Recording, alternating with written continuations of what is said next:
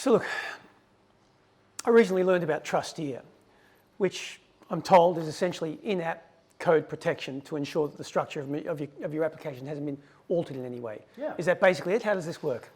So it's multiple facets in Trusteer. So first things first, if you are doing financial transactions, you want to be able to make sure that the person who's transacting, or the app that's transacting is of course the original format. Trusteer can assist in deriving that one from there.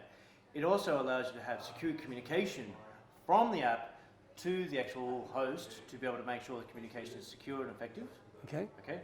And then, of course, itself, if there's any variances or change in that one, it doesn't allow it to occur and tries to reset it or default back to its original format structure. Modifying the code. Yeah, very much so. It's basically saying you can't use this app. This is not going to work. Thank you very much. Please uninstall and reinstall. Okay.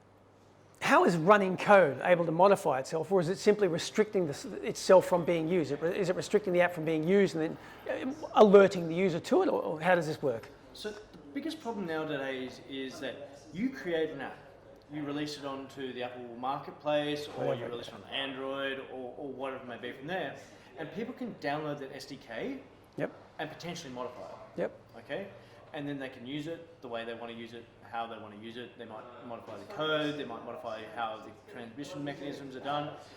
There could be things like cookie poisoning associated with those type of things.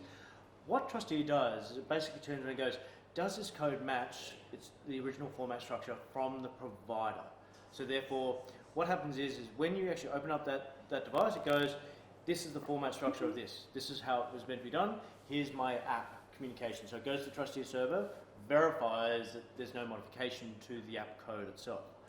So then it secures the actual transmission of anything that's actually coming through from there as well. So is it essentially checking a hash of itself from within itself? That's correct, yeah. Okay. So it's really, really simple. So where it's important is, if you're opening up your banking app every single day, okay, and you want to turn around and go, online banking, I want to be able to transfer money from myself to yourself, okay? Please do. Yeah, well, later. Okay.